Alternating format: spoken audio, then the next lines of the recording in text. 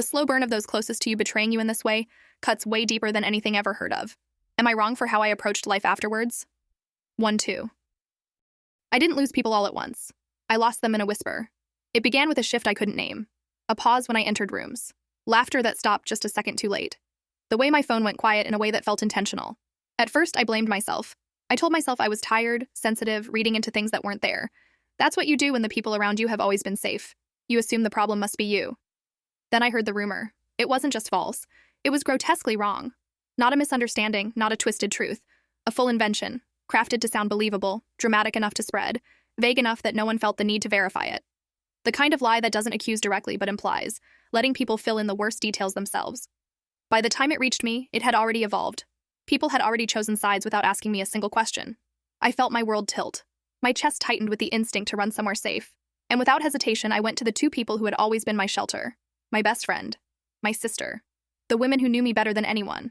Who had watched me grow, stumble, heal. If anyone could anchor me, it was them. I asked them directly, my voice shaking, my pride already stripped away. Is this true? Are people saying this about me? Do you know what's going on? They didn't hesitate.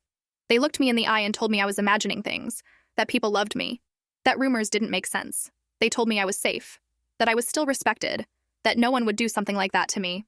They said it with concern in their voices, with hands on my shoulders, with faces I had trusted my entire life, and I believed them. I was unraveling in front of them, crying, apologizing for even questioning my own worth, and they were the ones feeding the lie while pretending to steady me. That's the part that still hurts the most, not the rumor itself, but the way they watched me break and chose silence anyway. For weeks, I tried to function inside a reality that no longer responded to me. Friends avoided eye contact. Coworkers treated me differently. Invitations disappeared. My name carried a weight I couldn't see but could feel in every interaction.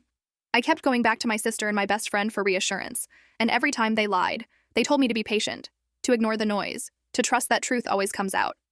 They let me believe that the people pulling away were just busy, distracted, going through their own things. They made me doubt my instincts so completely that I started apologizing for being hurt. The truth didn't arrive with an apology. It arrived by accident. A message I wasn't meant to see. A comment that didn't align with the story I'd been told. A sudden realization that the same names kept appearing at the edges of every lie. When I confronted them, not emotionally, just factually, the silence said everything. Like and follow for part 2.